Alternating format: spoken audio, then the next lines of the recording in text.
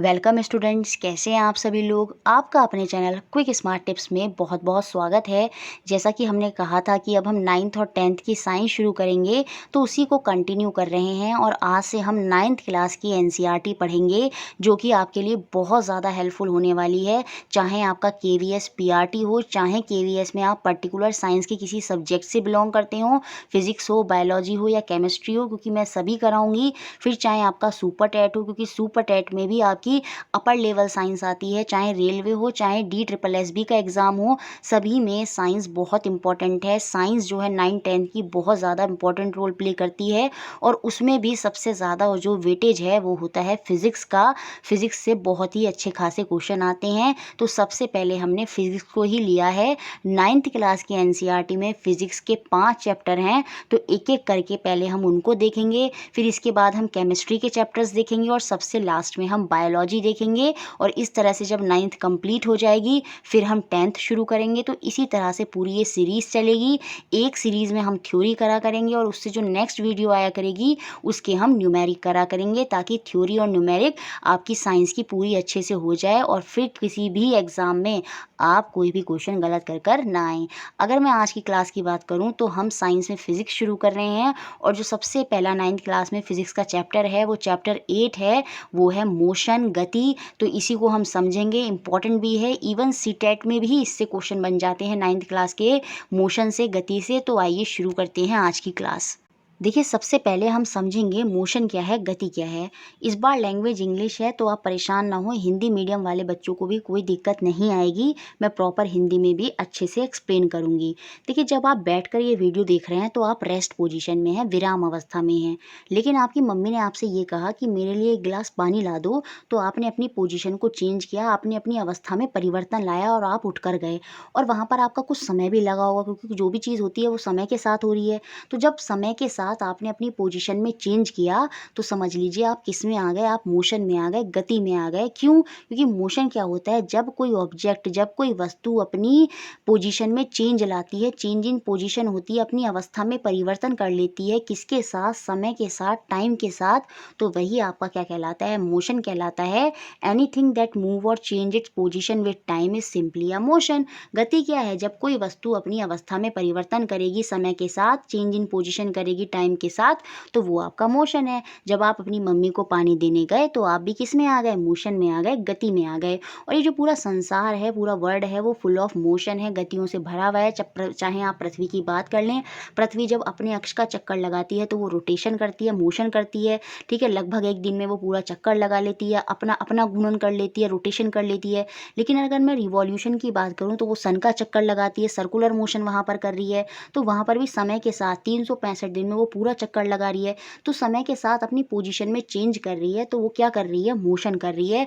कोई कार अगर सड़क पर चल रही है तो वो भी क्या है, मोशन है, क्योंकि वहाँ पर भी उसकी पोजीशन चेंज हो रही है टाइम के साथ, तो वो मोशन है। लेकिन बहुत से ऑब्जेक्ट के मोशन आप देखकर नहीं बता सकते, क्योंकि वो दिखते ही नहीं है। जैसे मोशन ऑफ एयर, अगर मैं एयर की बात करूँ, हवा की बात करूँ, तो उसका मोशन आपको उसकी गति के बारे में कैसे पता चलता है? जिस तरफ मूवमेंट होता है ब्रांचेज और लीव्स ऑफ ट्री का, जिस तरफ पत्तियां हिल रही हैं, तो आप बड़ी आसानी से बता देते हैं कि जो हवा है वो मोशन कर रही है इस दिशा में। तो कुछ चीज़ों के मोशन आप इनडायरेक्ट वे से, इनडायरेक्ट एविडेंस के थ्रू बताते हैं। जैसे पत्तियां वगैरह हिलनी हैं तो हमने air of motion, motion of air के बारे में भी बता दिया। ऐसे ही जो एलपीजी गैस निकलती है, आपकी गैस लीक करती है एलपीजी सिलेंडर से, तो उसके बारे में भी आपको कैसे पता चलता है, उसकी स्मेल से। और स्मेल से आपको पता चल जाता है कि स्मेल कहाँ से आ रही है। तो उसकी जो मोशन, उसकी गति है, उसके बारे में कहाँ से पता चला, स्मेल से पता चला। तो कुछ ऑब्जेक्ट के मोशन के बारे में हमें इनडायरेक्ट एविडेंस से पता चलता है। नॉर्मली जो मोशन है वो यही है, जब पोजीशन कोई ऑब्जेक्ट चेंज करेगा समय के साथ, तो वो आपका मोशन है। देखिए, ऑब्जेक्ट दो ही स्टेट में होते हैं, दो ही अवस्था में होते हैं। कौन से? या तो वो विराम में होंगे, रेस्ट में होंगे, या फिर वो मोशन में होंगे, गति में होंगे। तो ये बात ध्यान रखिए। तो देखिए, मोशन समझ में आया, दो ऑब्जेक्ट हैं, या तो मोशन में है या रेस्ट में है। अब मोशन होते कैसे हैं? देखिए, बहुत से ऑब्जेक्ट क्या करेंगे, गोल गोल चक्कर लगाते हैं। जैसे पृथ्वी है, सन का चक्कर गोल गोल लगा रही है, तो वो कैसा मोशन है? तो वो आपका सर्कुलर मोशन है, वृत्ताकार मोशन है। दूसरा मोशन होता है आपका रेक्टिलिनियर, जब आप सीधी दिशा में चलते हैं। कोई कार सीधी सड़क पर चल रही है तो वो कैसी कैसी गति है, वो आपकी रेक्टिलिनियर गति है, स्ट्रेट लाइन में जब गति होती है, ठीक है। उसके बाद आपका आता है ऑसिलेटरी मोशन। ऑसिलेटरी मोशन, ये जो पिक्चर दिख रही है ये आपका दोलन गति होती है। जब कोई वस्तु एक पोजीशन में यहाँ आई और उसके बाद फिर से वहीं पर आ गई, फिर से वहाँ गई, फिर से वहीं पर आ गई, जैसे लोलक करता है, पेंडुलम करता है, जैसे आप झूला झूलते हैं, आगे जाते हैं, पीछे जाते हैं, तो इस तरह से जब आगे पीछे जाते हैं तो ये वाला मोशन आपका क्या कहलाता है, ऑसिलेटरी दोलन गति कहलाता है। एक होता है आपका पीरियोडिक मोशन। पीरियोडिक मोशन क्या होता है, जब आप एक ही जगह का चक्कर बार बार लगाते रहते हैं उसी समय में, जैसे पृथ्वी है सन का चक्कर लगा रही है, ठीक है, और 365 दिन में ही बार बार वही चक्कर लगाए जा रही है और उतनी स्पीड से लगाई जा रही है, तो वो जब समान समय के साथ समान स्पीड के साथ किसी चीज़ का चक्कर बार बार लगाया जाता है तो वो आपका पीरियोडिक मोशन हो जाता है।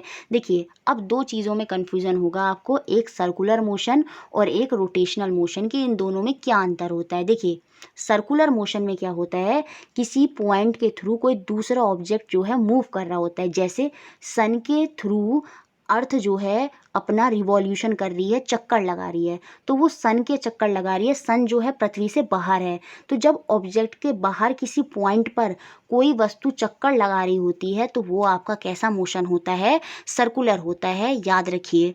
लेकिन जब वही वस्तु अपने ही किसी पॉइंट पर मोशन कर रही होती है तो वो आपका रोटेशन होता है। जैसे पृथ्वी जब अपने ही अक्ष पर अपनी ही धुरी पर घूम रही होती है तो वो आपका रोटेशन है, तो इसका मतलब वो अपने ही अंदर कहीं वहाँ से मूव कर रही है तो वो आपका रोटेशन है। लेकिन जब वो किसी बाहर पॉइंट से मोशन कर रही होती है तो वो आपका सर्कुलर होता है, ये बात आप ध्यान रखिए। जैसे लट्टू होता है जिसको हम घुमाते हैं तो वो अपने ही अक्ष पर घूमना शुरू कर देता है तो वो आपका रोटेशन है। अब मैं आपसे ये कहूँ एक पैर पर या दोनों पैर पर खड़े होकर आप घूमें तो आप अपने पैरों पर ही घूम रहे हैं, किसी और दूसरे पॉइंट के थ्रू नहीं घूम रहे, तो वो आपका रोटेशन होगा। लेकिन जब आप किसी और पॉइंट के, कोई पॉइंट है जो बाहर है उसके थ्रू चक्कर, उसके आसपास चक्कर लगा रहे हैं तो वो आपका सर्कुलर मोशन होता है, ये बात याद रखिए। और सर्कुलर मोशन में आपको वो चीज़ हमेशा सेंटर की तरफ लेने की कोशिश करती है जिस पॉइंट के आप चक्कर लगा रहे होते हैं, तो ये पहचान होती है सर्कुलर और रोटेशन मोशन की। तो समझ में आ गया, या तो वृत्ताकार मोशन हो गया या फिर आपका एक रोटेशन घूमने वाला मोशन हो गया, और रेक्टिलिनियर आपका सीधा वाला हो गया। पीरियोडिक आपका क्या हो गया, जब समय के साथ कोई चीज़ वापस एक ही जगह पे आती है जाती है तो वो आपका पीरियोडिक मोशन है। दोलन गति ऑसिलेटरी क्या है, वही है इस तरह से आना इस तरह से जाना जो आपका पेंडुलम और झूले में होता है। तो ये कुछ इंपॉर्टेंट मोशन है, मुझे लगता है क्लियर हो गए होंगे आपको। देखिए इसके बाद एनसीईआरटी में बात हुई है the state of rest and motion of an object are relative. अगर कोई ऑब्जेक्ट रेस्ट में है एट द सेम टाइम कोई दूसरा ऑब्जेक्ट मोशन में है तो इन दोनों ऑब्जेक्ट के, जो एक रेस्ट में है और एक मोशन में है, इनके बीच में रिलेशन होता है, संबंध होता है। कभी कभी जो ऑब्जेक्ट रेस्ट में है वो भी हमें मोशन में लगने लगता है, गति में लगने लगता है, और जो कभी कभी ऑब्जेक्ट गति कर रहा है वो भी हमें रेस्ट में लगने लगता है, यही रिलेशन होता है। देखिए समझते हैं, जिस ट्रेन में आप बैठकर जा रहे हैं वो ट्रेन क्या है, चल रही है, मोशन में है, गति में है।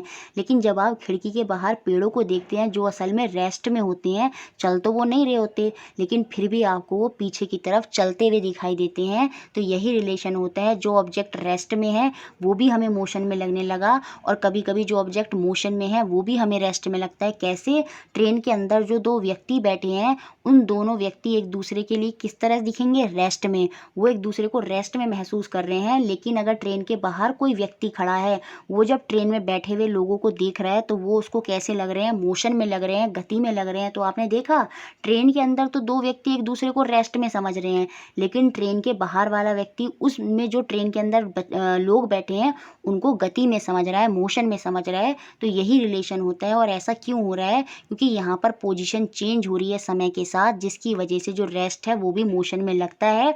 यहाँ पर पेड़ जो हैं वो ट्रेन के एक बार साथ थे, लेकिन जब व्यक्ति आगे बढ़ गया तो जिसकी वजह से क्या हो गया, दूरी आ गई मतलब डिस्टेंस कवर हो गया। और समय के साथ ऐसा होता है, तो इसलिए जो ट्री हैं वो भी हमें मोशन में दिखाई देते हैं, असल में वो मोशन में होते नहीं हैं। तो समझ में आया, इस तरह का रिलेशन होता है। If an observer is at rest in his और अन ओन फ्रेम ऑफ रेफरेंस, कोई ऑब्जर्वर है, देखने वाला है, वो रेस्ट अवस्था में है अपने खुद के फ्रेम में, but he may be moving in the observe other observer frame of reference. खुद की पोजीशन में तो वो रेस्ट में है, लेकिन कोई जब दूसरा उसको देख रहा है तो हो सकता है वो उसको कैसा लगेगा, मोशन में लगेगा।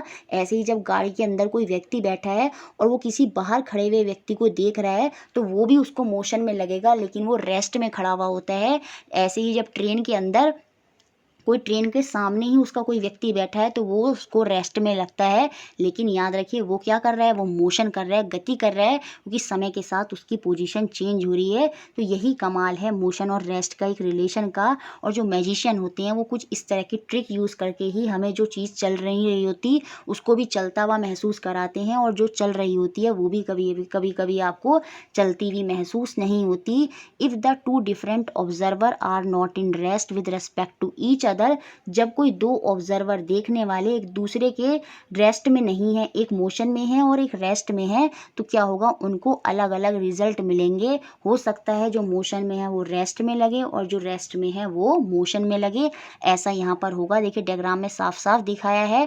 ये व्यक्ति बैठा है, जब ये ट्रेन के अंदर बैठे दूसरे व्यक्ति को देखेगा तो ये तो इसको रेस्ट में लगेगा, और ये ट्रेन चल रही है तब भी ये इसको रेस्ट में लगेगा, क्योंकि इनकी पोजीशन चेंज नहीं हो रही, बराबर साथ साथ पोजीशन चेंज हो रही है, जिसकी वजह से ये इसको रेस्ट में लग रहा है। लेकिन ट्रेन के बाहर अगर कोई व्यक्ति खड़े होकर इस व्यक्ति को देखेगा तो वो उसको मोशन में लगेगा, गति में लगेगा। तो इस तरह का कुछ रिलेशन होता है। एक रेस्ट में है तो दूसरी मोशन में लग सकती है, और जो एक मोशन में है वो रेस्ट में, विराम अवस्था में आपको लग सकती है। देखिए इसके बाद एक चीज़ और है, when object is moving with a constant speed it's appear to be at rest. जैसे पृथ्वी है, अर्थ है, वो कांस्टेंट स्पीड से मूव कर रही होती है, यही कारण होता है कि हमें उसका मोशन, उसकी गति जो है वो फील नहीं होती, जबकि वो सन का चक्कर भी लगा रही है और वो खुद के एक्सिस पर भी घूम रही है, खुद का घूर्ण भी, रोटेशन भी कर रही है, लेकिन हमें ऐसा महसूस क्यों नहीं होता, क्योंकि वो कांस्टेंट स्पीड से ऐसा कर रही है। सेम ऐसा ही होगा जब आप एरोप्लेन में जाते हैं और वो कांस्टेंट स्पीड से चल रहा होता है, तो कभी कभी आपको ऐसा लगेगा कि एरोप्लेन चल नहीं रहा, और ऐसा कभी कभी आपको ट्रेन के साथ भी लगता है कि ट्रेन चल रही होती है, अगर वहाँ पे अगर आवाज़ ना हो और वो हिले डुले ना और वो सीधी कांस्टेंट स्पीड से चले तो आपको पता ही नहीं चलेगा कि ट्रेन चल रही है। आपको ऐसा पता कब चलता है, जब ब्रेक लगते हैं, पोजीशन चेंज होती है, इधर उधर होती है, तब आपको ऐसा महसूस होता है। लेकिन अगर कांस्टेंट स्पीड से कोई चीज़ चल रही होगी, कोई ऑब्जेक्ट चल रहा होगा, तो वो आपको रेस्ट में लगने लगेगा, जबकि वो रेस्ट में नहीं होगा। देखिए if we are sitting in a train which is at rest, आप किसी ट्रेन में बैठे हैं, वो कैसी अवस्था में, विराम अवस्था में, रेस्ट में, सपोज ये ट्रेन मान लेते हैं, ठीक है। Then the train standing on other track, कोई ट्रेन है दूसरे ट्रैक पर खड़ी है, देखिए यहाँ ये दूर एक और ट्रेन खड़ी है इनके बाहर, ठीक है। Near it when come in motion, और ये जो ट्रेन बाहर है जब ये गति करने लगेगी, वी ऑब्जर्व दैट, जो इस ट्रेन के अंदर जो व्यक्ति बैठे हैं वो क्या ऑब्जर्व करेंगे, that train is in motion which is at rest in reality. कभी कभी आपने खुद को भी देखा होगा कि आपकी ट्रेन तो विराम अवस्था में, रेस्ट में है, लेकिन सामने वाले ट्रैक पर जब कोई ट्रेन चल रही होती है तो आपको ऐसा लगता है कि हमारी ट्रेन भी चल रही है। तो हम क्या करते हैं, हम दूसरी तरफ प्लेटफॉर्म को देखते हैं, तब हमें पता चलता है नहीं, हमारी ट्रेन नहीं चल रही, क्योंकि प्लेटफॉर्म के साथ तो वो रेस्ट में है, उनकी पोजीशन चेंज नहीं हो रही, दोनों रेस्ट में है, इसलिए हमें कुछ अलग नहीं दिखाई दे रहा। लेकिन जब हम ट्रेन की तरफ देख रहे हैं तो ट्रेन के साथ हमारी पोजीशन चेंज हो रही है, जिसकी वजह से हमें मोशन फील होता है, पर असल में हम क्या होते हैं, हम रेस्ट में ही होते हैं। यहाँ पर यही लिखा है, it has been observe that the position of our train is changing with respect to the moving train near it, so our train appear to be motion for us. इसलिए ही हमें ऐसा लगता है कि हमारी ट्रेन मोशन में आ गई। क्यों? क्योंकि हमारी ट्रेन जो है, जो दूसरी ट्रेन बाहर चल रही है, उसके रेस्पेक्ट में अपनी पोजीशन को चेंज कर रही है समय के साथ, जिसकी वजह से हमें ऐसा लगने लगता है कि हमारी ट्रेन भी चल रही होती है। पर जब हम प्लेटफॉर्म की तरफ देखेंगे तो हमें पता चल जाता है कि हमारी ट्रेन नहीं चल रही होती। क्यों? क्योंकि प्लेटफॉर्म जो है वो अपनी पोजीशन चेंज नहीं कर रहा, और मोशन तभी फील होगा जब कोई ऑब्जेक्ट क्या होता है, अपनी पोजीशन चेंज करता है समय के साथ। तब आपको, अगर मोशन नहीं भी है तब भी आपको मोशन, गति जो है वो लगने लगती है। तो समझ में आया ये सारा कॉन्सेप्ट। मैजिशियन इसी कॉन्सेप्ट को यूज़ करके आपको बेवकूफ़ बना सकते हैं, तो ध्यान रखिए। देखिए इसके बाद एनसीईआरटी में बात हुई है motion in a straight line, सीधी रेखा में जो मोशन होती है, गति होती है, और वहीं से हम दूरी और विस्थापन, डिस्टेंस और डिस्प्लेसमेंट को समझेंगे।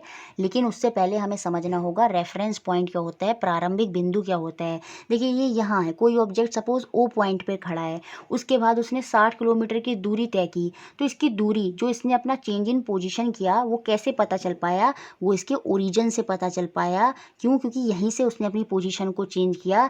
जिस पॉइंट से कोई ऑब्जेक्ट अपनी पोजीशन को चेंज करता है वही स्टार्टिंग वाला प्रारंभिक वाला बिंदु आपका क्या कहलाता है, रेफरेंस पॉइंट कहलाता है, ओरिजिन कहलाता है। सेम ऐसे अगर कोई व्यक्ति अपने घर पर रहता है तो हाउस जो है वो उसका रेफरेंस पॉइंट है, उससे जहाँ भी वो जाएगा, स्कूल जाए चाहे मार्केट जाए, तो वो उसकी चेंज इन पोजीशन है। तो जिस पॉइंट से हम चेंज इन पोजीशन के बारे में पता करते हैं, उसके ऑब्जेक्ट के पोजीशन के बारे में स्टडी करते हैं, वही आपका क्या होता है, रेफरेंस पॉइंट होता है, और उसे ही हम ओरिजिन भी कहते हैं। We need a reference point, हमें एक रेफरेंस पॉइंट की ज़रूरत होती है किसके बारे में पता करने के लिए, to describe the position of an object, कि अब जो ऑब्जेक्ट है वो कहाँ है। ये हमें तभी पता चलेगा जब हमें उसका ओरिजिन पता होगा, उसी से हम पता कर सकते हैं अब वो कहाँ गया, किधर गया, कितनी दूरी उसने तय की। So reference point is a certain point with respect to which the change in position of the object is studied. उसी से हम बताते हैं, उसी पॉइंट से, कि अब ऑब्जेक्ट कितना किलोमीटर गया, किस दिशा में गया, कहाँ है। तो जो स्टार्टिंग वाला प्रारंभिक बिंदु है वही आपका रेफरेंस पॉइंट है। ठीक है, तो समझ में आया। देखिए इसके बाद एनसीईआरटी में बात हुई है मोशन इन स्ट्रेट लाइन, सीधी रेखा में गति क्या होता है। सीधी सी बात है, जब कोई ऑब्जेक्ट, जब कोई वस्तु स्ट्रेट पाथ को कवर करती है, सीधी डायरेक्शन में स्ट्रेट पाथ को कवर कर रही है, तो वही मोशन आपका क्या कहलाता है, स्ट्रेट लाइन मोशन या रेक्टिलिनियर मोशन कहलाता है। जैसे एक कार अगर सीधी सड़क पर चल रही है तो वो मोशन, वो गति कैसी है आपकी, स्ट्रेट लाइन गति है, स्ट्रेट लाइन मोशन है। अब यहीं से हमें समझना होगा डिस्टेंस और डिस्प्लेसमेंट क्या है, दूरी और विस्थापन क्या है। Consider the motion of an object moving along the straight path. इसको समझने के लिए हम मानेंगे कि एक ऑब्जेक्ट है जो सीधे पाथ को कवर करेगा, ठीक है। तो वो ऑब्जेक्ट जो है ओ पॉइंट से स्टार्ट करने वाला है अपनी जर्नी। तो ये जो ओ पॉइंट है वो क्या कहलाएगा, आपका रेफरेंस पॉइंट। ये मैंने पहले भी बताया है, जिस पॉइंट से कोई ऑब्जेक्ट अपनी जर्नी को स्टार्ट करता है, प्रारंभिक बिंदु, वही आपका रेफरेंस पॉइंट है। ठीक है, तो पहले ये ऑब्जेक्ट ओ से ए गया, ओ से ए जाना मतलब इसने 60 किलोमीटर का पाथ जो है वो कवर किया। उसके बाद ये ए से सी तक वापस आया, 60 में से 25 माइनस करेंगे तो इसने ए से सी तक लौटते समय 35 किलोमीटर का पाथ जो है, स्थान जो है वो कवर किया। अब मैं आपसे ये कहूँ कि इस ऑब्जेक्ट ने कितना पाथ कवर किया, तो आप ये कहेंगे ये ऑब्जेक्ट जो है 95 किलोमीटर का इसने पाथ कवर किया। और जो टोटल पाथ कोई ऑब्जेक्ट कवर करता है वही उसका क्या कहलाता है, डिस्टेंस कहलाता है, दूरी कहलाता है। तो कोई आपसे पूछे डिस्टेंस क्या है, दूरी क्या है किसी ऑब्जेक्ट की, जितना पाथ कोई ऑब्जेक्ट कवर करता है वही उसकी क्या होती है, दूरी होती है। यहाँ पर 95 किलोमीटर का पाथ कवर किया तो वही उसकी क्या है, दूरी है। अब देखिए ये जो दूरी है, ये जो डिस्टेंस है, इसकी कुछ वैल्यू है। यहाँ पर इसकी वैल्यू कितनी थी, 95।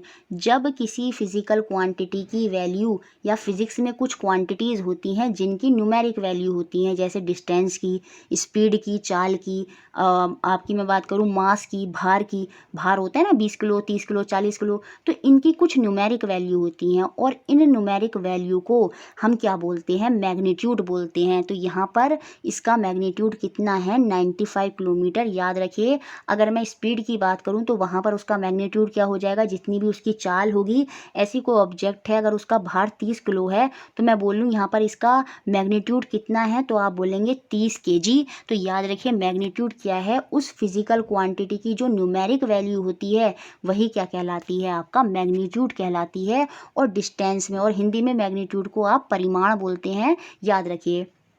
तो डिस्टेंस जो दूरी है, यहाँ पर मैंने खाली परिमाण की बात की, डिस्टेंस में खाली परिमाण की बात होती है। और इसने कितना परिमाण, कितना मैग्नीट्यूड है इसका, 95 किलोमीटर। और याद रखिए जो डिस्टेंस है ना वो कभी जीरो नहीं हो सकता, क्योंकि ऑब्जेक्ट यहाँ से कुछ ना कुछ पाथ ज़रूर कवर करेगा, तभी तो दूरी होगी। जितना पाथ उसने कवर किया वही दूरी है, तो वो कभी भी ज़ीरो नहीं हो सकती, ये बात याद रखिए। अब देखिए मैं आपसे ये कहूँ, आपने 30 किलोमीटर की दूरी कवर की, और दूसरी तरफ मैं ये कहूँ आपने ईस्ट, पूर्व, पश्चिम या किसी दिशा में इतनी किलोमीटर की दूरी कवर की। जब मैं डायरेक्शन की भी बात कर दूंगी उसके मैग्नीट्यूड, उसकी न्यूमेरिक वैल्यू के साथ, तो वो आपका क्या कहलाता है, डिस्प्लेसमेंट कहलाता है, विस्थापन कहलाता है। और यही अंतर होता है दूरी और विस्थापन में। डिस्प्लेसमेंट में हम डायरेक्शन की भी बात करते हैं, लेकिन दूरी में हम डायरेक्शन की बात नहीं करते। और यहीं से दो टर्म निकल कर आते हैं, स्केलर और वेक्टर क्वांटिटी, सदिश और अदिश राशि। जब मैं खाली मैग्नीट्यूड, परिमाण की बात करूंगी तो वो आपकी स्केलर क्वांटिटी होती है, अदिश राशि होती है। डिस्टेंस जो है वो स्केलर क्वांटिटी है, क्योंकि यहाँ पर खाली न्यूमेरिक वैल्यू, मैग्नीट्यूड, उसके परिमाण की बात हो रही है। लेकिन जब परिमाण के साथ साथ, न्यूमेरिक वैल्यू के साथ साथ डायरेक्शन की भी बात होती है तो वो वेक्टर क्वांटिटी होती है, सदिश राशि होती है, जैसे कि डिस्प्लेसमेंट, विस्थापन। यहाँ पर मैं दिशा की भी बात करूँगी। अब समझते हैं विस्थापन क्या है। दो अंतर पता चले, एक तो डिस्टेंस कभी भी ज़ीरो नहीं होता, लेकिन विस्थापन ज़ीरो हो सकता है, ये मैं आगे समझा दूंगी। डिस्टेंस जो है वो क्या है, आपकी स्केलर क्वांटिटी है, और विस्थापन जो है वो कैसी है, वेक्टर क्वांटिटी है।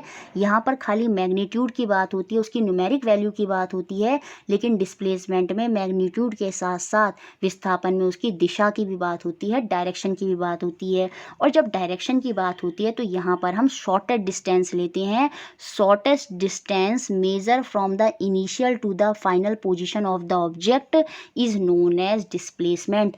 अब अगर मैं यही बात करूँ, ये पहले ओ से ए गया, फिर ए से सी आया, तो दूरी तो आपकी 95 किलोमीटर हो जाएगी, लेकिन अगर मैं डिस्प्लेसमेंट की बात करूं तो वो आपका खाली 25 किलोमीटर होगा। क्यों? क्योंकि जो इसका स्टार्टिंग पॉइंट है, इनिशियल पोजीशन है, यहाँ पर लिखा है ये कितना डिस्टेंस होता है, शॉर्टेस्ट डिस्टेंस, कम से कम दूरी, वो भी कहाँ तक की, इनिशियल पोजीशन क्या थी, ज़ीरो। फाइनल पोजीशन क्या है, ये कहाँ पर आकर रुका, सी पर। तो इनिशियल और फाइनल पोजीशन के बीच में जो दूरी है वही आपका विस्थापन है, और ये दूरी कितनी है, यहाँ से यहाँ तक 25, इसलिए विस्थापन कितना हो गया यहाँ पर, 25 kilometre. When object move from O to A and reaches back to C, C पर वापस आ गया, ये फाइनल पोजीशन है, ये इसकी इनिशियल पोजीशन है, और फाइनल और इनिशियल पोजीशन के बीच की दूरी ही आपकी क्या होती है, विस्थापन होती है, डिस्प्लेसमेंट होती है। देखिए कुछ और पॉइंट समझते हैं डिस्टेंस और डिस्प्लेसमेंट के बारे में। जैसा मैंने बताया था, दूरी कभी भी ज़ीरो नहीं होती, क्योंकि कुछ ना कुछ पास तो कवर हुआ है, तो वो आपका दूरी है। लेकिन जो विस्थापन है, जो डिस्प्लेसमेंट है, वो ज़ीरो हो सकता है। कैसे? देखिए ओ पॉइंट है, ओ से मैं ए तक गई तो मैंने 60 किलोमीटर कवर किया, और इस ए से मैं वापस ओ तक आ गई तो फिर से मैंने 60 किलोमीटर का पाथ कवर किया। तो यहाँ पर अगर मैं डिस्टेंस बोलूँ तो उसका मैग्नीट्यूड कितना होगा, 120 किलोमीटर हो जाएगा। या यहाँ पर इसने कितना डिस्टेंस कवर किया, 120 किलोमीटर कवर किया। लेकिन अगर मैं डिस्प्लेसमेंट की बात करूं, विस्थापन की बात करूं, तो वो यहाँ पर ज़ीरो हो जाएगा। क्यों? क्योंकि initial minus final minus initial होता है। अब देखिए स्टार्टिंग पॉइंट भी ओ था, फाइनल पॉइंट भी आकर कहाँ रुका है, ओ पर ही रुका है, और ज़ीरो माइनस ज़ीरो करोगे तो ज़ीरो ही रहेगा। सेम ऐसे अगर ये 20 से चलता और आकर 20 पर ही रुकता तो 20 माइनस 20 करते तो तब भी ज़ीरो हो जाता। तो डिस्प्लेसमेंट ज़ीरो कब होता है, जब इनिशियल और फाइनल पोजीशन क्या होती हैं, सेम होती हैं, तो डिस्प्लेसमेंट ज़ीरो हो सकता है। लेकिन डिस्टेंस, दूरी कभी भी ज़ीरो नहीं होती। ये कल क्लियर हुआ। अब देखिए डिस्टेंस और डिस्प्लेसमेंट जो है वो दोनों बराबर भी हो सकते हैं। कैसे? देखिए जब मैं ओ पॉइंट से चली और मैं खाली ए तक गई तो मेरी दूरी कितनी है, 60 किलोमीटर, और इस केस में मेरा डिस्प्लेसमेंट जो विस्थापन है वो भी 60 किलोमीटर ही होगा, क्योंकि इनिशियल पोजीशन क्या है मेरी, ज़ीरो, और फाइनल पोजीशन क्या है, ए पर मैं पहुंची हूँ, वो मेरी यहाँ पर है, और इनिशियल और फाइनल के बीच में अंतर कितना है, 60 किलोमीटर का। तो यहाँ पर जो डिस्प्लेसमेंट होगा, विस्थापन होगा, वो भी आपका 60 किलोमीटर हो जाएगा। तो यहाँ से ये समझ में आया डिस्प्लेसमेंट दूरी के भी बराबर हो सकता है, जब वो स्ट्रेट लाइन में दोनों एक से साथ एक ही दूरी कवर करते हैं, तो उस केस में डिस्टेंस और डिस्प्लेसमेंट दोनों ही आपके बराबर होते हैं। तो यहाँ से हम ये कह सकते हैं कि distance can not be zero but displacement can be zero. Displacement is always less than और इक्वल टू डिस्टेंस। ये इंपॉर्टेंट पॉइंट है। डिस्प्लेसमेंट जो विस्थापन होता है वो हमेशा डिस्टेंस से या तो कम होगा या उसके बराबर होगा, क्योंकि विस्थापन तो शॉर्टेस्ट डिस्टेंस है, तो शॉर्टेस्ट डिस्टेंस हमेशा जो हमारा डिस्टेंस है, दूरी है, उससे कम ही होगा या फिर उसके बराबर होगा। लेकिन डिस्प्लेसमेंट, विस्थापन कभी भी दूरी से ज़्यादा नहीं हो सकता, ये बात भी आपको याद रखनी है। और एक बात आपको और याद रखनी है, डिस्टेंस हमेशा पॉजिटिव होता है। डिस्टेंस में कभी ये नहीं देखा जाता कि वो पीछे की तरफ आया है, क्योंकि यहाँ पर हम दिशा मैटर ही नहीं करती, खाली मैग्नीट्यूड की बात होती है। तो ये 60 किलोमीटर इधर गया, 35 इधर आया, तो यहाँ पर ये नहीं देखेंगे आगे गया पीछे गया, नेगेटिव नहीं देखा जाता। तो डिस्टेंस हमेशा पॉजिटिव होता है, क्योंकि यहाँ पर डायरेक्शन की बात नहीं होती। लेकिन जो डिस्प्लेसमेंट है, जो विस्थापन है, वो निगेटिव भी हो सकता है, पॉजिटिव भी हो सकता है और साथ में ज़ीरो भी हो सकता है। ये बात याद रखिए। अगर कोई ऑब्जेक्ट ओ पॉइंट पर है और ये ज़ीरो है और यहाँ पर ये -10 है, तो ये यहाँ से यहाँ तक गया, तो दूरी तो आप 10 ही बोलोगे, क्योंकि यहाँ पर डायरेक्शन की बात नहीं है। लेकिन डिस्प्लेसमेंट आप यहाँ पर कितना बोलोगे, -10 बोलोगे, याद रखिए। तो डिस्प्लेसमेंट आपका माइनस हो सकता है, निगेटिव हो सकता है, लेकिन डिस्टेंस नहीं। और ये तो मैंने पहले ही बता दिया, डिस्टेंस आपकी स्केलर क्वांटिटी होती है, अदिश राशि होती है, क्योंकि यहाँ पर खाली परिमाण मैग्नीट्यूड की बात होती है। लेकिन डिस्प्लेसमेंट जो है वो कैसी क्वांटिटी है, वेक्टर क्वांटिटी है, क्योंकि मैग्नीट्यूड के साथ साथ यहाँ पर डायरेक्शन, दिशा की भी बात होती है। तो ये सारे पॉइंट थे आपके डिस्टेंस और डिस्प्लेसमेंट के बारे में। देखिए, इसके बाद इसमें हम दो और इम्पॉर्टेंट टर्म समझेंगे, यूनिफॉर्म मोशन और नॉन यूनिफॉर्म मोशन। देखिए, जब इक्वल इंटरवल ऑफ टाइम में इक्वल डिस्टेंस कवर होगा तो वो आपका यूनिफॉर्म मोशन होगा। जैसे अगर कोई ऑब्जेक्ट 9:30 पर चला और वो 9:45 पर 15 मिनट में उसने 10 से 20 पर हो गया किलोमीटर, तो उसने 10 किलोमीटर डिस्टेंस कवर किया। फिर सेम ऐसी अगले 15 मिनट में 20 से 30 फिर से 10 किलोमीटर डिस्टेंस, फिर से अगले 15 मिनट में फिर से 30 से 40 10 किलोमीटर। तो बार बार वो 15 मिनट में 10 किलोमीटर का डिस्टेंस कवर कर रहा है। और जब सेम इंटरवल ऑफ टाइम में सेम इक्वल डिस्टेंस बार बार कवर होता है तो वो आपका यूनिफॉर्म मोशन होता है। जैसे अर्थ करती है, अर्थ जो होती है हर बार सन का चक्कर जो है वो 365 दिन में ही लगाती है, तो वो इक्वल इंटरवल ऑफ टाइम में इक्वल डिस्टेंस कवर करती है। तो जो अर्थ का मोशन होता है वो कैसा मोशन होता है, वो यूनिफॉर्म मोशन होता है। जब ऑब्जेक्ट अनइक्वल डिस्टेंस कवर करेगा इक्वल इंटरवल ऑफ टाइम में तो वो आपका नॉन यूनिफॉर्म मोशन होगा। यहाँ पर नॉन लिखना भूल गए हैं।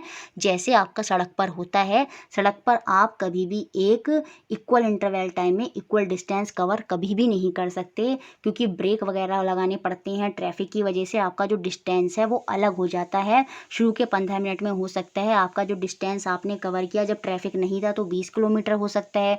अगले 15 मिनट में ट्रैफिक की वजह से हो सकता है आपने 10 किलोमीटर का डिस्टेंस कवर किया हो। तो ब्रेक वगैरह लगाने ही पड़ते हैं। तो हमारा वहाँ पर हर 15 मिनट में अगर मैं डिस्टेंस देखूंगी तो वो समान नहीं होगा। तो जब 15 minute equal interval of time में जब हम अनइक्वल बराबर डिस्टेंस कवर नहीं कर पाते तो वो हमारा नॉन यूनिफॉर्म मोशन होता है। तो दो तरह के मोशन होते हैं, यूनिफॉर्म और नॉन यूनिफॉर्म। देखिए, इसके बाद एनसीईआरटी में बात हुई है measuring the rate of motion की। रेट ऑफ मोशन आप कैसे बताएंगे। देखिए, एक ऑब्जेक्ट है, उसको इधर से इधर जाना था, 10 किलोमीटर कवर करना था, उसने 5 मिनट लिए। सेम एक और दूसरा ऑब्जेक्ट है, उसको भी 10 किलोमीटर कवर करना था और उसने 1 मिनट लिया। अब मैं आपसे पूछूं कौन सा ऑब्जेक्ट फास्ट है और कौन सा ऑब्जेक्ट स्लो है, तो आप कहेंगे ये वाला ऑब्जेक्ट फास्ट है क्योंकि इसने 10 किलोमीटर 1 मिनट में करा, और ये वाला स्लो है क्योंकि इसने 10 किलोमीटर 5 मिनट में करा। तो ये जो स्लो और फास्ट बताया है यही क्या है, रेट ऑफ मोशन होता है, और इसी को हम स्पीड बोलते हैं। तो आपको कैसे पता चलेगा कि कोई ऑब्जेक्ट फास्टर है या स्लोअर है। अगर कोई ऑब्जेक्ट कोई डिस्टेंस, सम डिस्टेंस अगर लेस टाइम में कवर कर लेता है, कम समय में कवर कर लेता है, तो हम बोलते हैं वो ऑब्जेक्ट कैसा है, फास्टर है।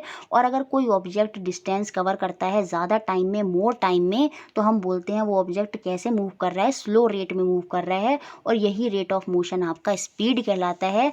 तो अगर कोई पूछे आपसे स्पीड, चाल क्या है, तो वो होता है दूरी बटे समय। क्यों? क्योंकि जितनी दूरी उसने उतने समय में कवर की होती है वही क्या होती है, रेट होती है। और रेट को नाम दिया गया है क्या, स्पीड, चाल। तो चाल हो गया आपका distance upon time. v is equal to S upon T. Distance को फिजिक्स में एस से रिप्रेजेंट करा जाता है, टी को टाइम से, और स्पीड आपका v ही होता है, और वेलोसिटी भी v होता है। तो ये v से ही रिप्रेजेंट करा जाता है। लेकिन जब वेलोसिटी की बात होगी तो उसके ऊपर इस तरह से साइन भी आ जाता है, क्योंकि वहाँ डायरेक्शन की भी बात होगी। उसको अभी अलग देखेंगे, हिंदी में उसको वेग बोलते हैं, लेकिन इसको v से ही रिप्रेजेंट करा जाता है स्पीड को। तो v is equal to S upon T. अगर मैं एसआई यूनिट की बात करूं तो देखिए, डिस्टेंस होता है मीटर में और टाइम होता है सेकंड में। तो इसका एसआई यूनिट जो स्टैंडर्ड फॉर्म में होता है वो होता है मीटर पर सेकंड, और जब ये सेकंड ऊपर चले जाएगा तो मीटर सेकंड की पावर -1 भी हो जाएगा। सेंटीमीटर में इसका एसआई यूनिट बोलूँ तो centimetre second minus kilometre hour minus kilometre per hour में भी होता है, एच ऊपर चला गया तो पावर में -1 आ जाएगा। तो ये सारे इसके एसआई यूनिट हैं। अब देखिए जब मैंने स्पीड चाल की बात की तो मैंने डायरेक्शन की बात नहीं की, दिशा की बात नहीं की, यहाँ पर मैंने खाली इसके मैग्नीट्यूड की बात की, इसकी न्यूमेरिक वैल्यू की बात की, इसके परिमाण की बात की। तो स्पीड आपकी स्केलर क्वांटिटी होती है, अदिश राशि होती है। क्यों? क्योंकि यहाँ पर खाली मैग्नीट्यूड की बात होती है, परिमाण की बात होती है, याद रखिए। ठीक है, तो ये हो गया आपका स्पीड, यही है इतना स्पीड के बारे में। उसके बाद बताया गया है एवरेज स्पीड क्या होती है। सपोज आप कहीं से बाइक चला कर आए और आपने घर आकर कहा कि आज मैं बहुत तेज़ स्पीड पे चलाई, आज मैंने जो अपनी बाइक है 80 किलोमीटर प्रति घंटा की स्पीड से चलाई। तो क्या पूरे समय आप 80 रहे? नहीं, आप पूरे समय 80 नहीं रहे होंगे, आप 80 के आसपास रहे होंगे। कभी आपने 82 करी होगी, कभी आपने 75 भी करी होगी, कभी आपने 50 भी करी होगी, कभी आपने 100 भी करी होगी। तो आपने एक औसत मान लिया, आपने एक एवरेज मान लिया कि आपकी स्पीड कितनी रही है, 80 रही है। तो वो एवरेज कैसे माना? आपने अपना जो जितना भी डिस्टेंस कवर किया, टोटल डिस्टेंस और जितने टाइम में कवर किया, उसको डिवाइड कर दिया, जिससे आपकी एक एवरेज स्पीड आपकी निकल कर आ गई। और ये हमेशा नॉन यूनिफॉर्म होती है, क्योंकि ये कभी भी समान नहीं होती, कभी कम कभी ज़्यादा। तो उसमें हमें क्या मानते हैं? औसत मानते हैं। In most cases the object will be in non uniform motion.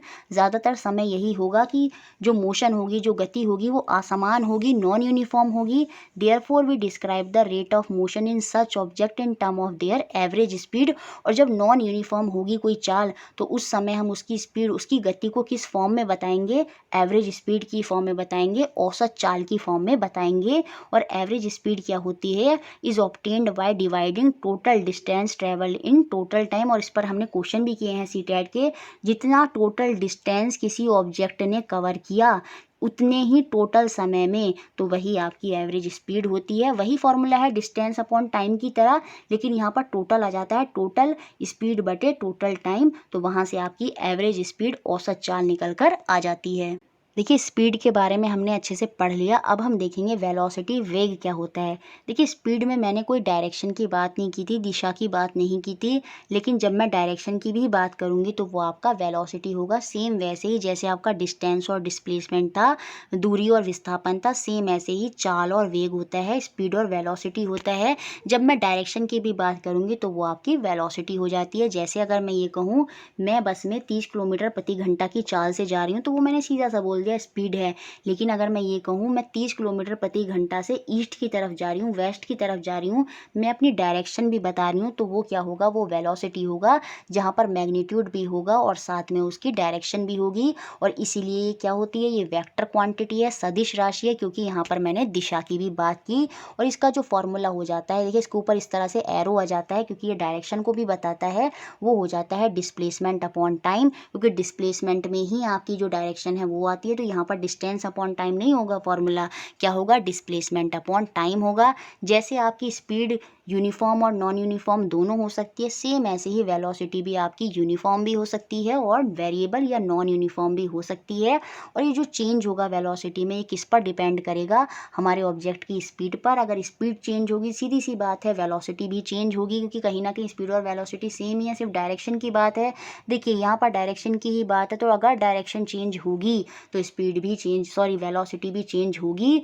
अगर स्पीड कांस्टेंट है, सपोज स्पीड 30 किलोमीटर प्रति घंटा मैं बोल रही हूँ, लेकिन मैं ये कह रही हूँ कि वो चेंज कर रही है अपनी डायरेक्शन, तो याद रखिए वेलोसिटी भी चेंज होगी, क्योंकि वेलोसिटी निर्भर करती है डायरेक्शन पे। अगर दिशा परिवर्तित हो रही है तो आपका वेग में भी परिवर्तन होगा। अगर स्पीड में परिवर्तन तो वेलोसिटी में चेंज, डायरेक्शन में परिवर्तन तो वेलोसिटी में चेंज, अगर दोनों में परिवर्तन तब भी वेलोसिटी में आपका चेंज होता है। ठीक है, अब देखिए इसके बाद इसमें बात हुई है कि अगर कोई ऑब्जेक्ट स्ट्रेट लाइन पर वेरिएबल या नॉन यूनिफॉर्म स्पीड से चल रहा है, खाली अगर मैं मैग्नीट्यूड की बात करूं, अगर मुझे उसका मैग्नीट्यूड निकालना हो रेट ऑफ मोशन का, तो वो क्या होगा? वो आपका एवरेज वेलोसिटी होगा। सेम वैसी स्पीड की तरह, जब स्पीड कांस्टेंट नहीं है, वेरिएबल है, चेंज हो रही है, नॉन यूनिफॉर्म है, तो वहाँ पर हम उसकी एवरेज स्पीड निकाल देते। सेम ऐसे ही यहाँ पर एवरेज वेलोसिटी निकाली जाती है, और वो भी बिल्कुल सेम वैसे ही निकाली जाती है जैसे आपकी एवरेज स्पीड होती है।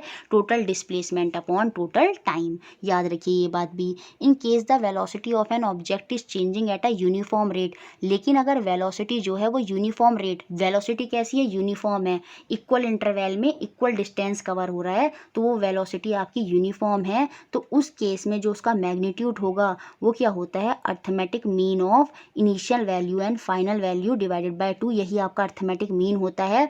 इस समय याद रखिए जब वेलोसिटी यूनिफॉर्म है, याद रखिए कैसी है, एक समान है वेलोसिटी, तो उस समय जो एवरेज वेलोसिटी होती है उसका फॉर्मूला क्या होता है, initial velocity plus final velocity divided by 2, तो ये उसका फॉर्मूला होता है। जब हम न्यूमेरिक करेंगे नेक्स्ट वीडियो में तो ये सारी चीज़ें वहाँ पर क्लियर हो जाएंगी।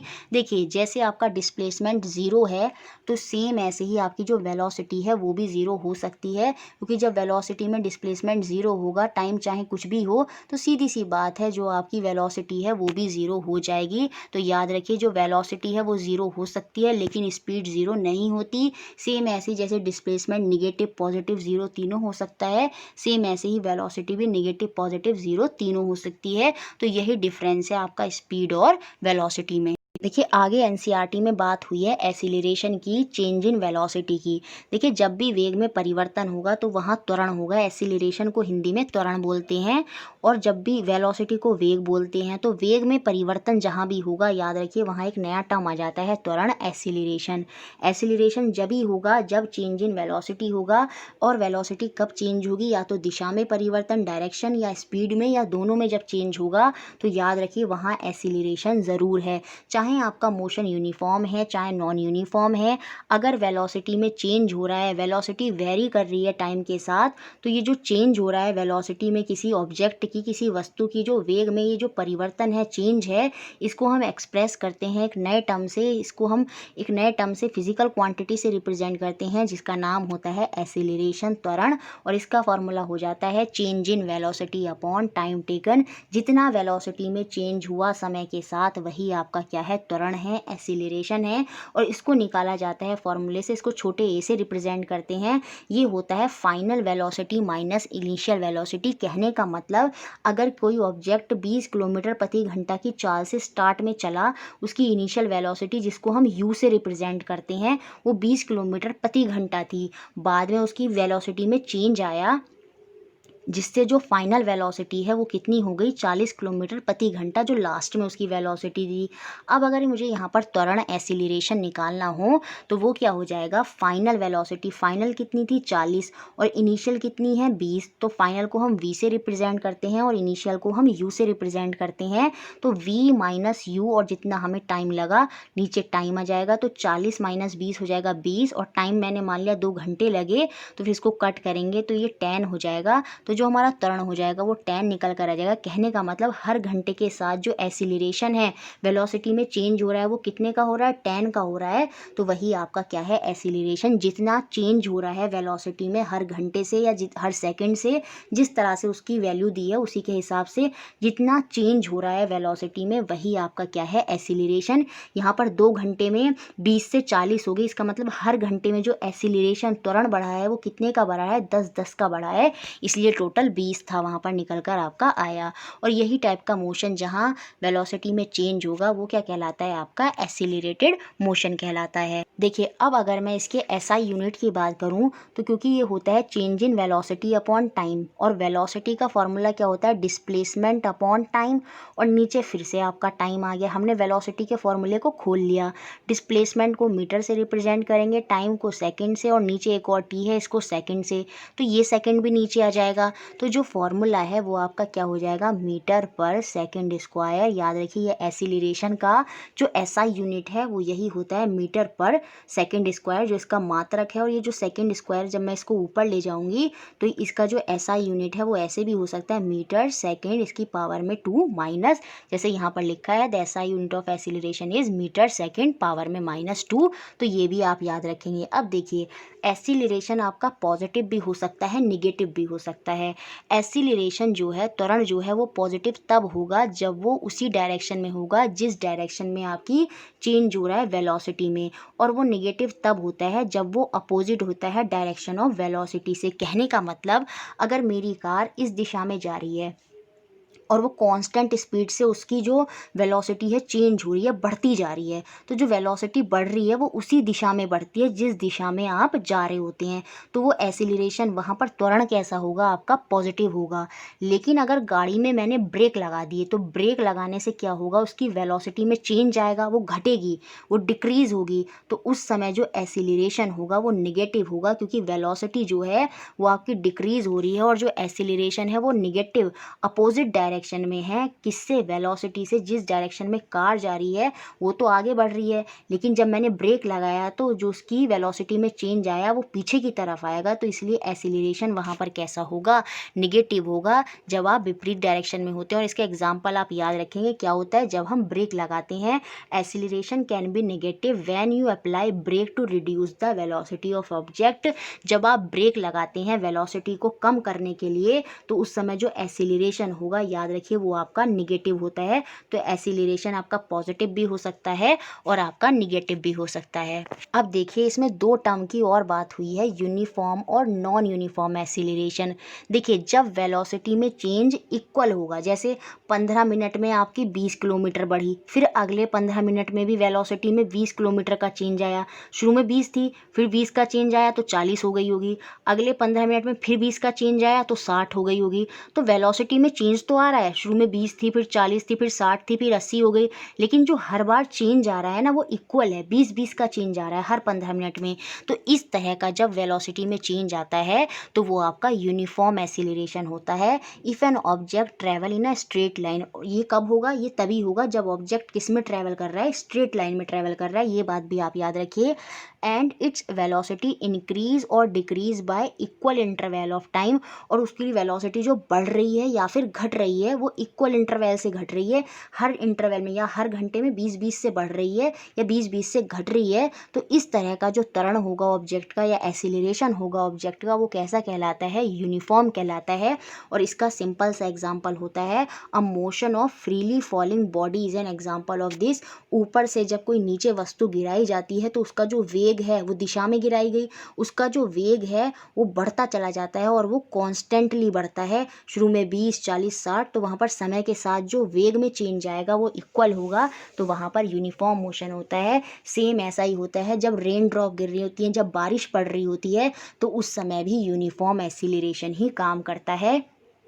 और नॉन यूनिफॉर्म कब होगा, असमान कब होगा, जब ऑब्जेक्ट ट्रेवल करेगा।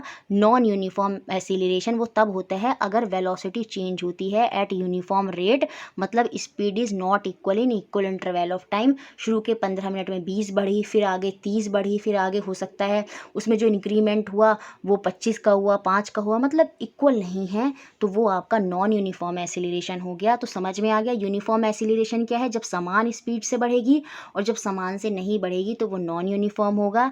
इस तरह से ये आपका एसिलरेशन भी मुझे लगता है क्लियर हो गया होगा। देखिए इसके बाद एनसीईआरटी में बात हुई है ग्राफिकल रिप्रेजेंटेशन ऑफ मोशन, कैसे मोशनों को ग्राफ पर हम बताएंगे। उसके लिए हम लाइन ग्राफ का यूज़ करेंगे और लाइन ग्राफ के थ्रू ही हम बताएंगे कि कैसे एक फिजिकल क्वांटिटी दूसरी क्वांटिटी पर डिपेंड होती है, जैसे जो डिस्टेंस या वेलोसिटी है वो किस तरह से दूसरी फिजिकल क्वांटिटी टाइम पर डिपेंड करते हैं। सबसे पहले बात हुई है डिस्टेंस टाइम ग्राफ की। डिस्टेंस और टाइम से हमारा क्या निकलता है, स्पीड निकलता है, तो यहाँ पर स्पीड दिखाई गई है डिस्टेंस टाइम ग्राफ के थ्रू। अब स्पीड भी दो तरह की होगी, या डिस्टेंस टाइम ग्राफ में मैं दो तरह की बात करूंगी, एक यूनिफॉर्म और एक नॉन यूनिफॉर्म। यूनिफॉर्म में इस तरह का ग्राफ बनेगा और नॉन यूनिफॉर्म में कुछ इस तरह का कर्व वाला ग्राफ हो जाएगा। अब देखिए जो टाइम होगा वो हमेशा एक्स एक्सिस पर होगा और जो डिस्टेंस होगा वो हमेशा वाई एक्सिस पर होगा। ये बात आपको याद रखनी है, टाइम एक्स पर और डिस्टेंस वाई पर। जब इक्वल टाइम इंटरवल में हर 20-20 मिनट में अगर समान दूरी कवर हो रही है तो कुछ इस तरह की स्ट्रेट लाइन बनेगी जो हमारी यूनिफॉर्म स्पीड को बताएगी। लेकिन जब कुछ इस तरह का कर्व होगा तो आप समझ जाइएगा डिस्टेंस टाइम ग्राफ में आपकी जो स्पीड है वो कैसी है, नॉन यूनिफॉर्म है। तो समझ में आया, दो तरह के ग्राफ हैं, एक यूनिफॉर्म और एक नॉन यूनिफॉर्म के लिए। यहाँ पर लिखा भी है और क्वेश्चन बना भी है। For uniform motion of an object, उसका नेचर कैसा होता है uniform motion of an object, वो भी डिस्टेंस टाइप ग्राफ में, वो कैसा होता है, वो स्ट्रेट लाइन होता है विद अ कांस्टेंट स्लोप। याद रखिए कैसा होता है, स्ट्रेट लाइन होता है। पूछा जाए नेचर कैसा होता है डिस्टेंस टाइम ग्राफ में यूनिफॉर्म मोशन में, वो आपका स्ट्रेट लाइन होता है। और नॉन यूनिफॉर्म में कैसा नेचर होता है, वो आपका कर्व लाइन होता है, या तो इंक्रीज हो रहा होगा या फिर आपका डिक्रीजिंग स्लोप होगा, या तो बढ़ रही होगी या फिर स्पीड जो है वो इस तरह से घट रही होगी। तो या तो इंक्रीजिंग होगा या डिक्रीजिंग होगा, लेकिन कर्व होगा, यहाँ पर स्ट्रेट लाइन होगी यूनिफॉर्म में, और नॉन यूनिफॉर्म में आपका कर्व होगा। ये बात आपको ध्यान रखनी है। अब अगर मुझे किसी दो पॉइंट पर अपनी स्पीड निकालनी है ए और बी पे, तो वो मैं कैसे निकालूंगी, तो यहाँ से दो मैं पैरेलल लाइन खींच लूँगी ए बी सी डिस्टेंस निकालने के लिए, और टाइम निकालने के लिए ए और बी से कुछ मैं नीचे की तरफ पैरेलल लाइन खींच लूँगी। तो जो मेरी स्पीड आ जाएगी वो क्या हो जाएगा, यहाँ पर S2 हो गया, ये आपका S1 हो गया, तो S2 माइनस S1 अपॉन ये इनका टाइम डिफरेंस है T2 माइनस T1, और ये जो S2 माइनस S1 है इसको BC से रिप्रेजेंट करा गया है, और ये जो हमारा T2 माइनस T1 है इसको ये AC हो जाएगा, तो ये BC अपॉन AC हो जाएगा आपका जो स्पीड होगी। और देखिए क्योंकि ये हॉरिजॉन्टली बढ़ रही है और ये वर्टिकली बढ़ रही है, और इनके बीच में इस तरह से लाइन जा रही है, तो ये जो लाइन इस तरह से जब हॉरिजॉन्टल और वर्टिकल डिस्टेंस को जोड़ते हुए पॉइंट जाते हैं तो वही आपका क्या होता है, स्लोप होता है। तो ये जो हो जाएगी आपकी स्पीड वो क्या हो जाएगी, slope of distance time graph हो जाएगी। तो यहाँ पर हम थीटा लिख देंगे, और ये BC अपॉन AC रिप्रेजेंट करेगा टेन थीटा को। तो याद रखिए जो स्पीड होती है, बस आप इतना याद रखिए, वो slope of distance time graph होती है। क्या होती है, slope of distance time graph. Slope क्या होता है, जब हॉरिजॉन्टली और वर्टिकली दो पॉइंट आकर मिल जाते हैं वो ही आपका स्लोप होता है। तो ये आपकी slope of distance time graph होती है। तो समझ में आ गया यूनिफॉर्म और नॉन यूनिफॉर्म में किस तरह से ग्राफ में रिप्रेजेंट करा जाता है। इसके बाद वेलोसिटी टाइम ग्राफ भी बताए गए हैं एनसीईआरटी में। देखिए वेलोसिटी तो आपकी वाई एक्सिस पर हो जाएगी और टाइम हमेशा आपका एक्स एक्सिस पर रहेगा। जब वेलोसिटी कांस्टेंट होगी तो कुछ इस तरह का ग्राफ बनेगा। मैंने मान लिया मेरी वेलोसिटी कांस्टेंट है, कितनी है, 40 ही है, तो टाइम चाहे आगे बढ़ता जा रहा है घंटे में, पहले 1 घंटा, फिर 2 घंटा, फिर 3 घंटा, फिर 4 घंटा, लेकिन जो वेलोसिटी है वो मेरी 40 ही है। और जब वेलोसिटी मेरी 40 रहेगी तो इसका मतलब वो एक सीधी रेखा बढ़ती चली जाएगी आगे की तरफ। तो जो वेलोसिटी टाइम ग्राफ होगा कांस्टेंट स्पीड के लिए, यूनिफॉर्म मोशन के लिए, वो आपका कैसा होगा, वो स्ट्रेट लाइन होगा। याद रखिए जब आपकी वेलोसिटी कांस्टेंट होगी तो वो स्ट्रेट लाइन होगी, पैरेलल किसके, आपके एक्स एक्सिस के, टाइम के पैरेलल होगी। आपका जो ग्राफ बनेगा, जो लाइन आएगी, याद रखिए। और वेलोसिटी टाइम ग्राफ से आपका क्या निकलेगा, डिस्टेंस निकलेगा, क्योंकि वेलोसिटी ऊपर है टाइम नीचे है, तो क्या चीज़ रह गई है आपकी, डिस्टेंस या फिर डिस्प्लेसमेंट जो है वो यहाँ पर निकल कर आ जाएगा। याद रखिए अगर वेलोसिटी कांस्टेंट है, क्योंकि 40 ही रही है, ना वो बढ़ रही है ना घट रही है, तो वो आपकी सीधी रेखा चली जाती है, सीधी। तो इस तरह का कुछ ग्राफ वहाँ पर बन जाता है। और यहाँ पर डिस्टेंस या डिस्प्लेसमेंट की बात करूँ तो वो मैं क्या हो जाएगा, वो आपका पहले यहाँ से हम एक पैरेलल लाइन इस तरह से खींचेंगे। सपोज मैंने इस टाइम पर माना, इस टाइम पर मेरी कार चलनी शुरू हुई है और यहाँ तक मेरी कार गई है, तो जो टाइम होगा वो तो यहाँ तक का होगा, और जो डिस्टेंस होगा ना, तो मैं इस तरह से पैरेलल लाइन खींचूंगी ए और बी के बीच में। डिस्टेंस मेरा इतना कवर हुआ है, तो ये पूरा जो एरिया होगा, ये एरिया ऑफ रेक्टेंगल किसकी तरह काम करेगा, डिस्टेंस की तरह काम करेगा। और जो मेरा डिस्टेंस हो जाएगा वो एरिया ऑफ रेक्टेंगल है। यहाँ पर एरिया ऑफ रेक्टेंगल क्या होता है, लेंथ इंटू ब्रेथ, तो वो हो जाएगा AC इंटू CD। तो AC तो मुझे पता है कितनी है, 40, और CD क्या हो जाएगा, मेरा टाइम का अंतर T2 माइनस T1, 40 ब्रैकेट में T2 माइनस T1, और ये पूरा किसके बराबर होगा, एरिया ऑफ रेक्टेंगल ABCD। तो पूछा जा सकता है कि जब वेलोसिटी कांस्टेंट है वेलोसिटी टाइम ग्राफ में, तो जो आपका डिस्प्लेसमेंट या डिस्टेंस होगा वो क्या होगा, वो एरिया ऑफ रेक्टेंगल ABCD होगा। अब आगे जो ग्राफ की बात हुई है वो बात हुई है जब वेलोसिटी में चेंज आ रहा है। जब वेलोसिटी में चेंज आ गया तो यहाँ पर एसिलरेशन भी आ जाएगा। सबसे पहले बात हुई जब आपका एसिलरेशन कैसा है, यूनिफॉर्म एसिलरेशन है, तो ये डिक्रीजिंग ऑर्डर में, देखिए घटते हुए, ठीक है, जो आपकी वेलोसिटी है वो समय के साथ क्या हो रही है, घटती चली जा रही है। तो ये तो उसका ग्राफ हो गया। और यहाँ पर ये जो ग्राफ है वो आपका क्या है, यूनिफॉर्म एसिलरेशन है। यूनिफॉर्म मतलब जो वेलोसिटी में चेंज हो रहा है ना वो इक्वल अमाउंट का हो रहा है समय के साथ। तो यहाँ पर इंक्रीमेंट होता चला जा रहा है, इस तरह से वेलोसिटी समय के साथ इक्वल अमाउंट में बढ़ती चली जा रही है। तो कुछ इस तरह का डायग्राम बन जाएगा, सॉरी इस तरह का ग्राफ बन जाएगा।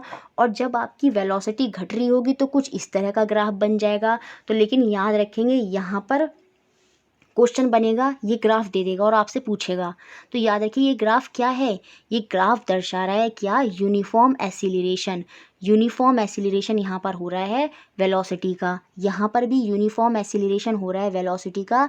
यहाँ पर इंक्रीजिंग बढ़ रही है और यहाँ पर डिक्रीजिंग हो रही है। और अब अगर मुझे यहाँ पर डिस्टेंस निकालना हो ए और इस और इस पॉइंट के बीच में, तो वो क्या होगा, मैं एक पैरेलल लाइन यहाँ खींचूंगी, एक पैरेलल लाइन यहाँ खींचूंगी। तो यहाँ से एक आपका ट्राइंगल बन जाएगा और एक आपका क्या बन जाएगा, रेक्टेंगल बन जाएगा। तो जो एरिया ऑफ AECDE होगा, यहाँ पर जो डिस्टेंस होगा याद रखिए वो क्या होगा, एरिया ऑफ रेक्टेंगल ABCD और एरिया ऑफ ट्राइंगल ADE। तो रेक्टेंगल तो AB इंटू BC हो जाएगा और एरिया ऑफ ट्राइंगल क्योंकि ये स्लोप है तो यहाँ पर 90 डिग्री का एंगल भी हो जाएगा। तो half into AD into DE आपका यहाँ पर हो जाएगा, क्योंकि स्लोप यहाँ से बनेगा।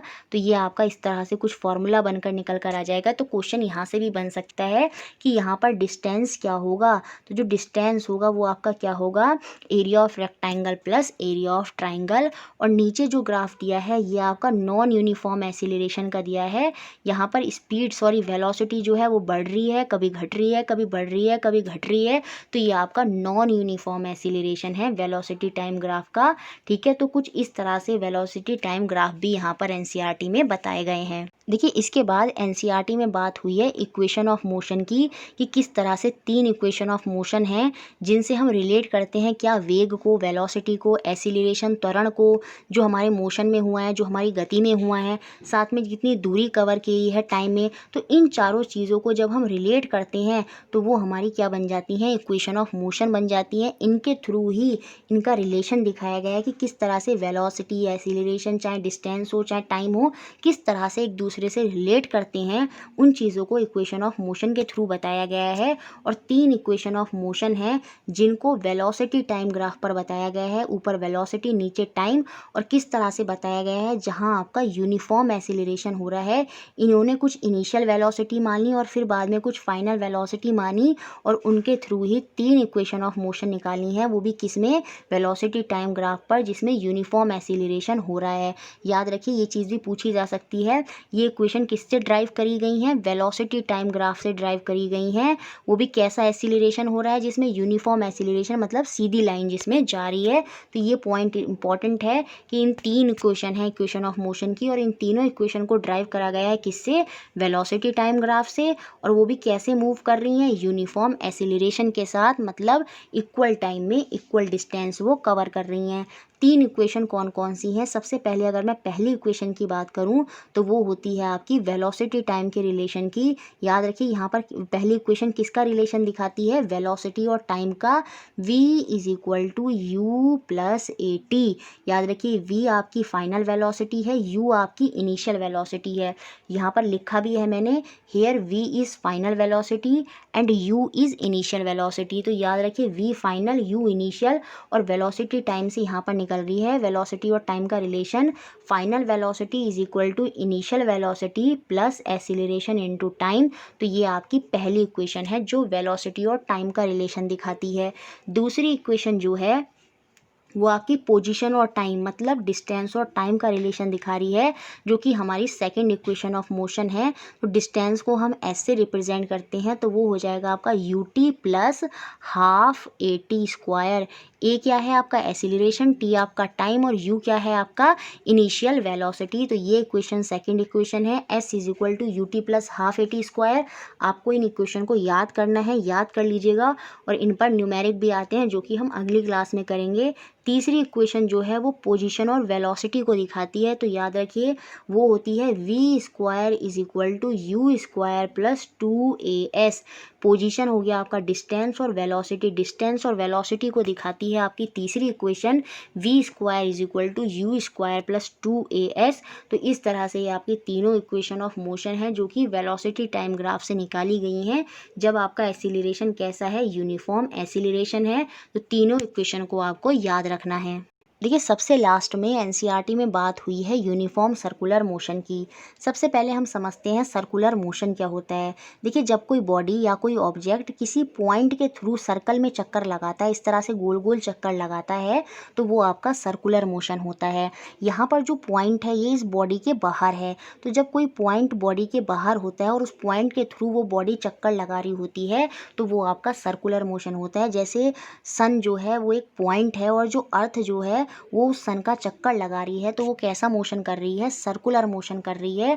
और यूनिफॉर्म का क्या मतलब होता है यहाँ पर कि स्पीड यहाँ पर कांस्टेंट होगी।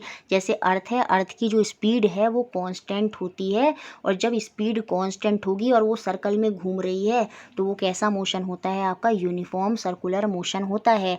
अब यूनिफॉर्म सर्कुलर मोशन तो सभी को पता है, लेकिन इसके बारे में खास बात क्या है कि यहाँ पर वेलोसिटी चेंज होती है। कैसे, देखिए मैं यहाँ से चलना शुरू करा, मेरी बॉडी सीधा जाना चाहेगी लेकिन मुझे मुड़ना पड़ रहा है। क्यों? क्योंकि मुझे सर्कुलर मोशन में जाना है। जैसे आप रेस करते हैं तो रेस करते हुए आपको गोल गोल घूमना होता है तो मुड़ना पड़ता है। मुड़ने की वजह से क्या होगा, आपकी डायरेक्शन चेंज होगी। मैं जाना तो सीधा चाहती हूँ लेकिन क्योंकि मुझे सर्कल में जाना है तो मैं कुछ इस तरह से मुड़ जाऊँगी जिसकी वजह से डायरेक्शन चेंज हो जाएगी। और जब बार बार डायरेक्शन यहाँ पर चेंज होगी तो यहाँ पर क्या हो जाएगा, वेलोसिटी भी चेंज हो जाएगी। क्योंकि हमने बताया था स्पीड तो खाली मैग्नीट्यूड पर निर्भर करती है, लेकिन जो वेलोसिटी होती है ना वो डायरेक्शन पर निर्भर करती है। तो यूनिफॉर्म सर्कुलर मोशन में स्पीड कांस्टेंट होगी लेकिन वेलोसिटी कांस्टेंट नहीं होगी, क्योंकि यहाँ पर डायरेक्शन में चेंज होगा। यही ये बात याद रखनी है कि वेलोसिटी चेंज होती है किसमें, यूनिफॉर्म सर्कुलर मोशन में, वो भी किसकी वजह से, डायरेक्शन की वजह से। और जब वेलोसिटी में चेंज होगा तो यहाँ पर क्या होगा, एसिलरेशन होगा, त्वरण होगा। तो क्वेश्चन बने यूनिफॉर्म सर्कुलर मोशन में एसिलरेशन होता है, त्वरण होता है? जी हाँ, क्योंकि वेलोसिटी में चेंज होता है डायरेक्शन की वजह से, इसलिए यहाँ पर त्वरण एसिलरेशन भी होता है। एनसीईआरटी में ये भी बताया गया है कि पहले एक रेक्टेंगल लिया जिसकी चार साइड थी तो स्पीड भी कांस्टेंट है, तो वो ऑब्जेक्ट ऐसे ऐसे जा रहा है। फिर यहाँ पर उसकी डायरेक्शन को, उनकी जो डायरेक्शन है, सॉरी जो उनकी साइड है वो साइड उन्होंने बढ़ा दी, तो जिससे क्या हुआ, पॉइंट्स जो हैं वो बढ़ गए। फिर साइड और बहुत बढ़ा दी, तो एक वक्त ऐसा आ जाएगा जब हम साइड बढ़ाते चले जाएंगे तो वो सर्कुलर पाथ ले लेगा। तो स्पीड तो कांस्टेंट होगी लेकिन जो डायरेक्शन है वो हमारी कांस्टेंट नहीं होगी, जिसकी वजह से एसिलरेशन आ जाएगा। बस यही बात यहाँ पर याद रखनी है। यूनिफॉर्म सर्कुलर मोशन में एक बात जो है वो भी याद रखनी है, अभी यहाँ पर नहीं है। यूनिफॉर्म सर्कुलर मोशन में हम सेंटर की तरफ जाते हैं, कोई बॉडी हमें सेंटर की तरफ खींचने की कोशिश करती है। आपने देखा ही होगा जब आप सर्कल में घूमते हैं तो आप जाना तो सीधा चाह रहे हैं लेकिन क्योंकि आपको मुड़ना है तो उस मुड़ने में क्या होता है कि कोई चीज़ आपको सेंटर की तरफ खींच रही है, तो वहाँ पर आप सेंटर की तरफ को जाते हैं। याद रखना सर्कुलर मोशन में, तो ये चीज़ भी आपको याद रखनी है। अब देखिए यहाँ पर बताया है कि when an object move in a circular path with uniform speed, जब कोई ऑब्जेक्ट सर्कुलर पाथ पर यूनिफॉर्म स्पीड, मतलब स्पीड जो है वो कांस्टेंट है, यूनिफॉर्म है, तो वो मोशन कैसा होगा, आपका यूनिफॉर्म सर्कुलर मोशन होगा। ठीक है। वेलोसिटी ऑफ एन ऑब्जेक्ट जो है वो तभी चेंज करेगी, अगर वेलोसिटी चेंज कर रही है किसी ऑब्जेक्ट की तो हम कहेंगे कि वो ऑब्जेक्ट कैसा है, वो एसिलरेशन है, वहाँ पर एसिलरेटिंग हो रही है। When an object move with a velocity of constant magnitude, मतलब उसकी स्पीड कांस्टेंट है, उसका मैग्नीट्यूड जो है वो कांस्टेंट है along the circular path, the only change in velocity is due to the change in the direction of motion. तो वो वेलोसिटी में जो चेंज आ रहा है वो किसकी वजह से आ रहा है, वो सिर्फ उसकी डायरेक्शन की वजह से आ रहा है। Therefore an object moving along the circular path, जो ऑब्जेक्ट सर्कुलर पाथ में मूव करता है तो हम वहाँ पर कहेंगे कि वहाँ पर कैसा मोशन होता है, एसिलरेटिंग मोशन होता है, जहाँ पर स्पीड तो कांस्टेंट होती है लेकिन डायरेक्शन की वजह से वेलोसिटी में चेंज होता है। और सर्कुलर पाथ में जो वेलोसिटी होगी वो क्या होगी, पूरा सरकमफेरेंस 2πr अपॉन टाइम, जितने समय में उसने उसको किया। और बहुत से एग्जाम्पल हैं यूनिफॉर्म सर्कुलर मोशन के, जैसे motion of moon, motion of earth, जो सैटेलाइट है जो ऑर्बिट करते हैं, तो ये सारे आपके यूनिफॉर्म सर्कुलर मोशन के उदाहरण हैं। मुझे लगता है ये यूनिफॉर्म सर्कुलर मोशन आपको क्लियर हो गया होगा। तो यही सब कुछ 9th की एनसीईआरटी में था, थोड़ा लेंदी था लेकिन एक ही वीडियो में कवर करना बेस्ट होता है। नेक्स्ट वीडियो में हम इनके न्यूमेरिक्स करेंगे और उसके बाद हम अगला चैप्टर करेंगे। वीडियो अच्छी लगी है तो प्लीज़ लाइक ज़रूर करना है, बहुत मेहनत से बनती है। शेयर करना है और सब्सक्राइब भी ज़रूर करना है और इसी तरह हमारे साथ जुड़े रहें। Thank you for watching.